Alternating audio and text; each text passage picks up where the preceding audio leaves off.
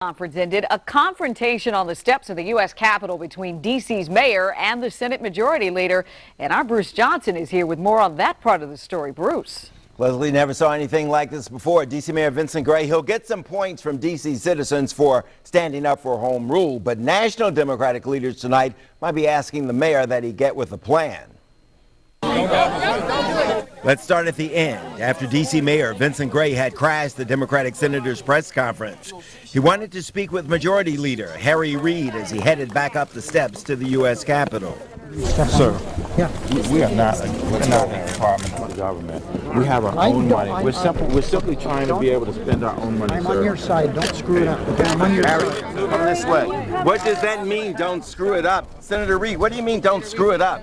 The mayor is asking for the city's budget. Mr. Mayor, what do you mean? Mr. Mayor, how'd you take that? How did you take that? I have no idea what that means. The rare public tension between local and national Democrats followed a press conference in which the mayor, congressional delegate Eleanor Holmes Norton, and Republican Congressman Darrell Issa stood shoulder to shoulder to support legislation to allow the district to use local tax funds to keep services going and its bills paid. This is about the district's money. This is not an appropriations bill. The bill that the mayor is coming to talk about today simply unlocks the district's ability to spend their own locally derived money.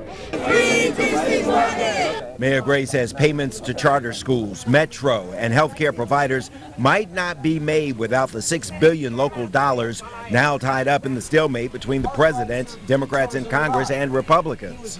This piecemeal sending over legislation makes no sense.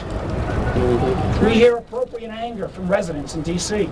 Democrats from Maryland and Virginia today were standing with Reid. Senator Reid, would you consider freeing up the D.C. budget? Don't talk to us, talk to the Republicans. They're the ones objecting to it. The confrontation on the steps ended this way, with California Senator Barbara Boxer filling in for Reid. I just want you to know, and I want my friend Eleanor to know, that we've got to open up this government for all the good people in D.C., We're not a Maryland, department of the government. All we're asking is to spend our own money. We're just asking to spend our own money. Our own money, not the federal money. Why don't you support our own opening money. up the government?